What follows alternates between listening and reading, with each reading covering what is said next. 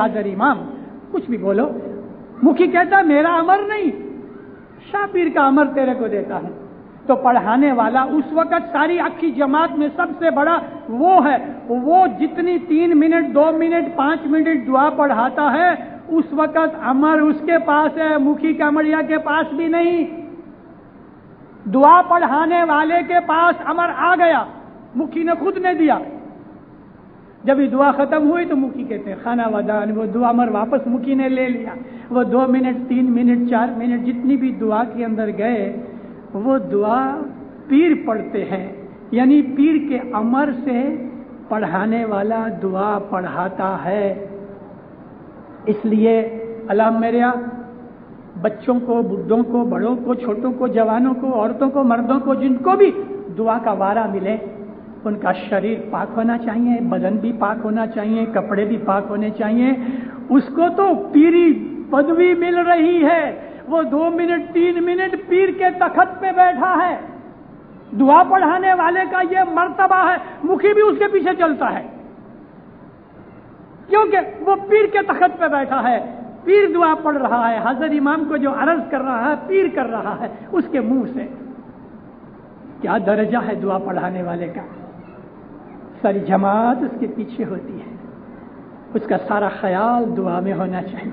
ये पीरी जोत और इमाम की जोत के आप जब उसकी बातें सुनो तो हमारे मजहब की फिलॉसफी आपको ये बहुत सी चीजें चौपड़ियों के अंदर नहीं, गिनानों में मिलेंगी, फरमानों में मिलेंगी, वाज़ों में मिलेंगी। तो सबसे बड़ा जो हाजिर इमाम का सबसे बड़ा मुरीद, सबसे बड़ा गुलाम वो तो पीर खुद है। फिर पीर की थकी पीर तुफैल, हम पीर के पीछे हैं।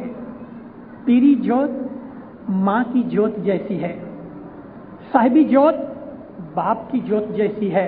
तालिका मुबारक के अंदर मौला फरमान करता है best loving paternal maternal blessings.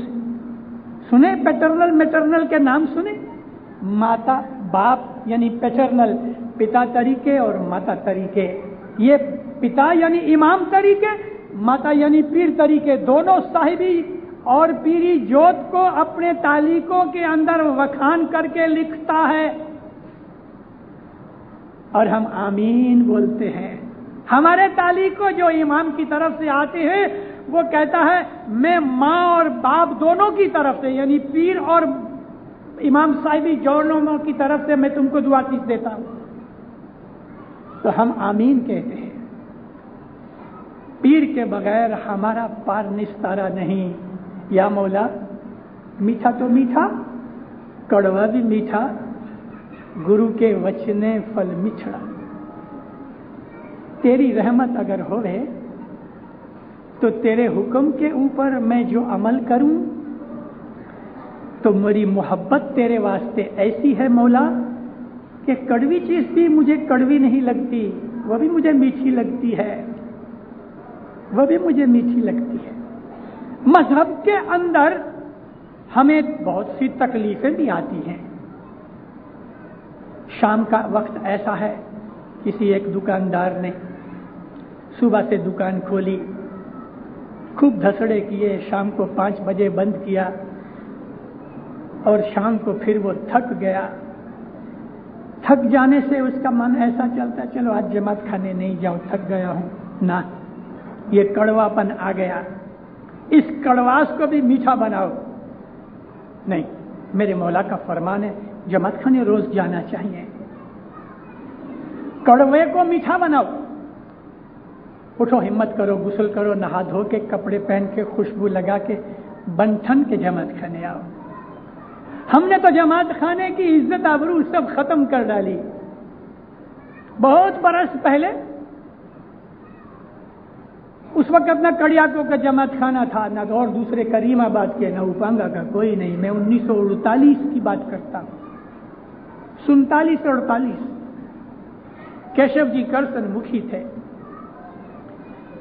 आज जिधर वो लिफ्ट पड़ी हुई है बड़े जमात खाने के नीचे, उधर लिफ्ट नहीं थी, दीवार के पास 5-6 नल थे पानी के लोग जूते पहन के जब ही रखें तो इधर पांव धो के फिर ऊपर जाते थे। ایک دن کیشو جی کرسن مکھی اور میں ہم باتیں کرتے کرتے اندر داخل ہوئے. پچھلی طرف جہاں WC ہیں وہ ٹوائلٹ میں سے ایک لڑکا نکلا. 8-9 برس کا لڑکا تھا, کپتورا پہنا ہوا, ننگے پاؤں. ٹوائلٹ میں سے نکل کے وہ سیدھا اوپر چڑھ گیا, اوپر چلا گیا. پھر تو ہم بھی چھوڑ دیے, بھول گئے. لیکن جب ہم نیاز پینے کے لیے اٹھے مکھی کے ساتھ, میں اٹھا نیاز پینے کے لیے اور عملدار بھی تھے, تو میں نے دیکھا وہ لڑکا سکریت پہ بیٹھا ہے. میں نے مکھی صاحب کو بولا, میں بولا یہ وہی لڑکا ہے جو اوپر آیا تھا, اٹھ ادھر سے. اس لڑکے کو وہاں سے اٹھا کے دوسرے آدمی کو بٹھایا. اتنے بڑے بڑے ناخن, ٹوائلٹ میں سے نکل کے سیدھا اوپر. بچے کو میں وانک والا نہیں سمجھتا, لیکن اس کے مات پتا کے اوپر ضرور بوجھ ہے. اسی طرح سے مولانا امام سلطان محمد شاہ صلوات اللہ علیہ نے فرمان فرمایا ہے کہ اگر کوئی آدمی مذہب کے اندر سے بے ایمان ہو جاتا ہے, یا جس کو مذہب کی بے خبری رہتی ہے, جس کے ایمان میں شنک پیدا ہوتا ہے, تو اس کا آدھا گنا مات پتا کے اوپر, آدھا گنا مکھی کامڑیا اور عملداروں کے اوپر ہے.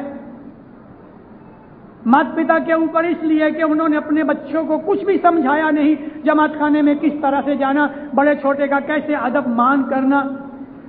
مجھے ادھر 35 برس ہوئے دار السلام کے اندر, بہت کم بچے آج یالی کرتے ہیں. ارے پہلے بچوں کو مات پتا سکھاتے تھے, چاچا, ماما, بڑا باپا, مکھی کامڑیا, عملدار, مشنری, ٹیچر, ان کو جہاں بھی بچے ملے یالی مدد کریں. کون سکھاتا ہے؟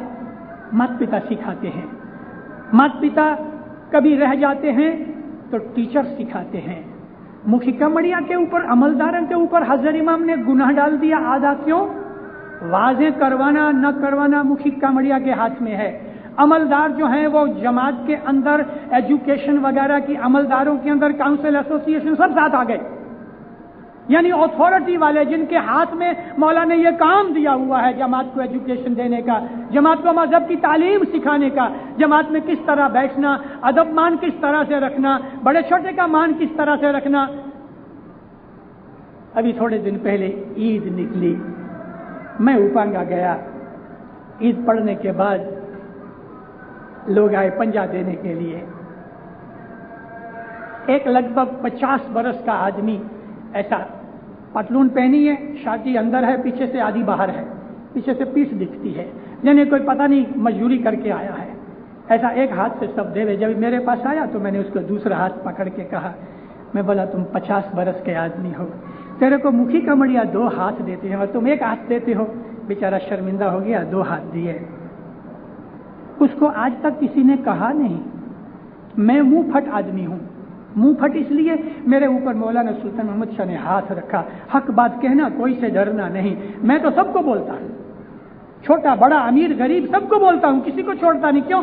مجھے یہ ڈیوٹی دی گئی ہے, یہ فرض ڈالے گئے ہیں امام کی طرف سے عملداروں کے اوپر, مات پتا کے اوپر, مکھی کامڑیا کے اوپر. اس میں جو عملدار جو ہیں اس میں مشنری باقی نہیں, وہ بھی ساتھ شامل ہے. مشنری بھی اندر ہے گناہگاروں میں, کیونکہ جماعتوں کو عملدار کھڑے ہو کے نہیں بولتے, مشنری بولتے ہیں. تو سب سے بڑا گنہگار میں بھی آ جاتا ہوں اس کے اندر. میں باہر نہیں ہوں, میں اپنا بچاؤ کرنا نہیں چاہتا, میں بھی گنہگار ہوں, لیکن مجھے چانس دینا چاہیے بولنے کا. اس لیے تو جماعت کے اندر ادب, مان, حشمت, پیر کون ہے, صاحب کون ہے, دسوند کیا ہے, مکھی کامڑیا کا درجہ کیا ہے, عملداروں کا, کونسل والوں کا درجہ کیا ہے. ارے عملدار کونسل کے ممبرز وغیرہ حضرت امام کے پرتیندھی کی طرح ہیں. امامت اور خلافت 2 آفیسز ہیں. شیعہ مذہب کے اندر امام خلیفہ بھی ہے, امام بھی ہے. امام جو ہے وہ نورانی جوت ہے, اور خلافت جو ہے وہ دنیا کا راج ہے. جیسے حضرت مولا علی مشکل کشا مرتضیٰ علی جو تھے وہ امام بھی تھے, خلیفہ بھی تھے. ہمارے لیے خلیفہ حضرت امام ہے.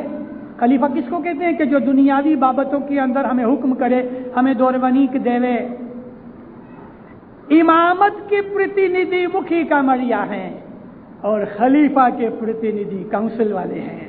کونسل کے پاس خلافت کی آفس ہے, یعنی ایڈمنسٹریشن ہے, اور چیزیں ہیں. مذہب کی چیزیں مکھی کامڑیا کے پاس ہے.